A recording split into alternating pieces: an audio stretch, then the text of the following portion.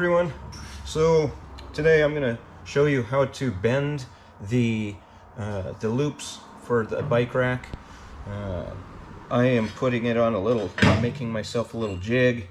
All you need is a couple 3-inch pieces of tubing, something to weld it on so that you can take it off your table and put it somewhere else.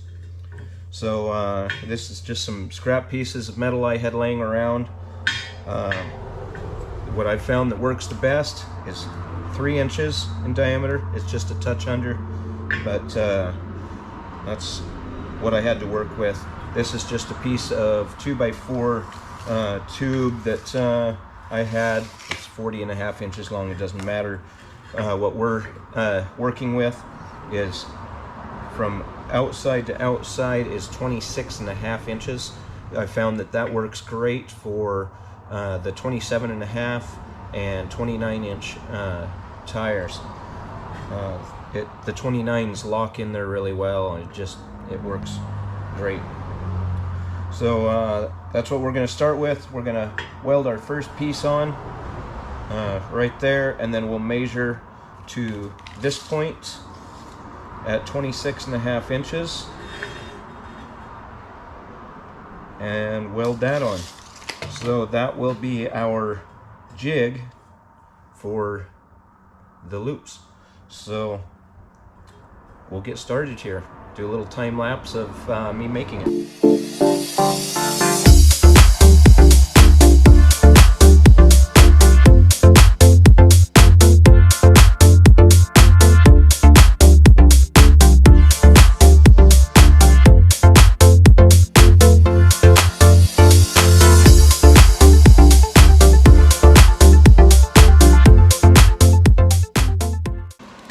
Alright, now we've got this all welded up. To measure the length of the bar that we need, if you just take and you start, I welded this piece on there to kind of hold the bar so you can clamp it right there so that you can work with it and keep it straight and everything. So you just hook right there and you wrap your tape measure around like this, and you measure to that point, and it's 56.5 inches. And when you bend this around, it will shrink a little bit, but that will be all right for what we're doing. We can have a little bit of a gap in there, but 56.5 inches in circumference on the inside. So technically, if you cut it about 57 inches, you'll still have a little bit of a gap in there, but that would be better. So okay, here we are at the bandsaw, and we need to cut these down. I think I'm going to go ahead and just cut them to 5 foot. If there's some extra, we can cut that off and it's not going to be a problem. My sticks were cut at 10 feet long so I could haul them easier on my 4Runner. So at this point, you want to make sure that your ends are even from that you're measuring from, which mine are, and then slide them into place. Put a little bit of tension to them there so they don't slide too much. And then we measure it out. 60 inches. If I can get the end of my tape measure to stay there. Guess I need a helper. Now my bandsaw is a little broken down, doesn't work quite as well, so I gotta hold it up myself.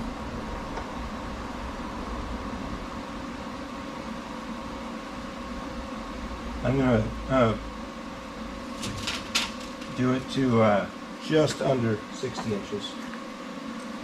Tighten that up good.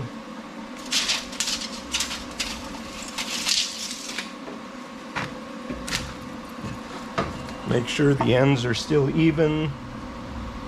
They are. And then we cut.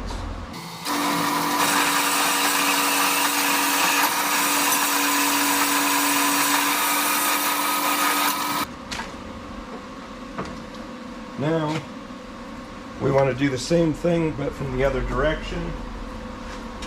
So we loosen these up just a touch, even them up. They should be pretty close to what we need, but we want to make sure that they're right where they need to be.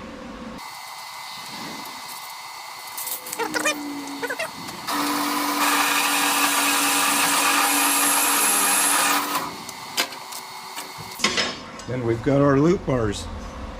So now we'll go over to the other table again and start bending them into shape. Okay, here we are.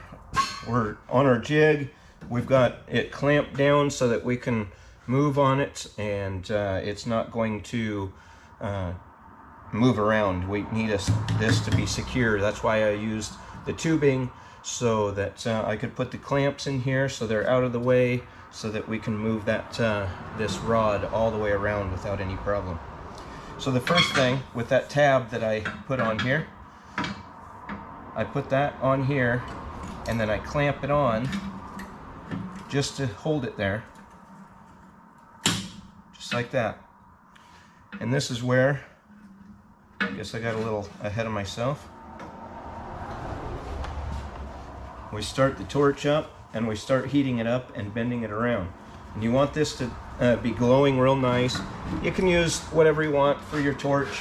I use my my cutting torch for pretty much everything. A rosebud works really well, but just get a nice hot flame is key. And then you start heating your rod. You start right where it needs to start bending. The heat will transfer to wherever it needs to go from there. But you start right at the beginning. And you want it to be a nice red glow so that it's real easy to bend.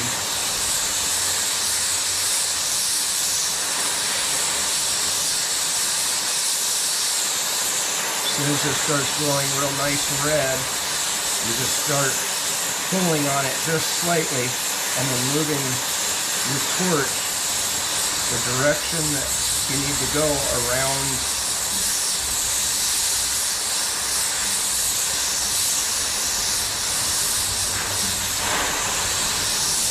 Slow process, but this is the easiest way.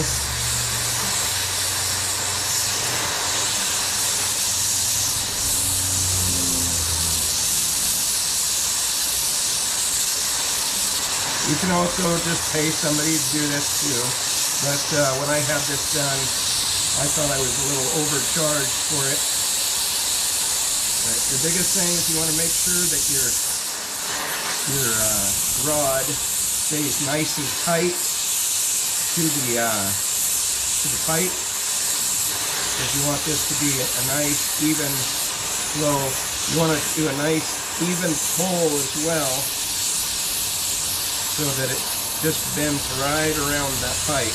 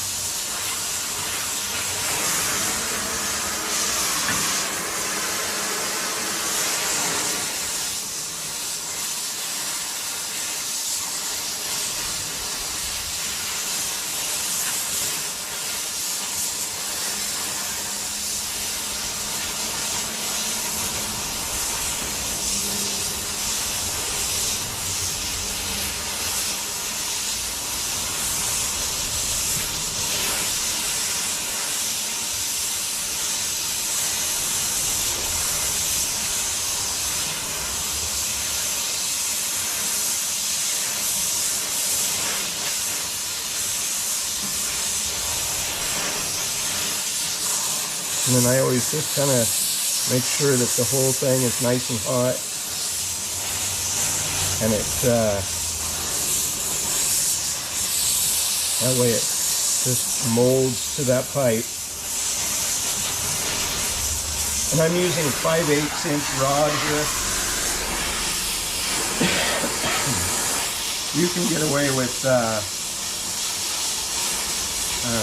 little less. I like to use the 5/8 because it holds up a whole lot better. I've used 3/8. It worked great for regular bikes, but when I started putting e-bikes on it, it started bending a little bit. So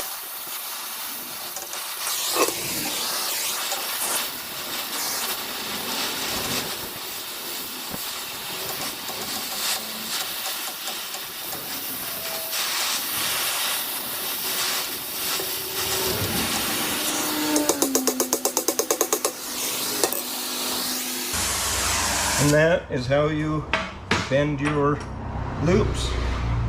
And as you can see, it's about an inch over. So the ideal length for this would be 59 inches. In fact, so it'd be 58.5 inches would be the ideal length. And you just make however many you're gonna do. You just cut all of them and then just let this cool a little bit before you pull it off. But then it just pulls right off and you've got your loop.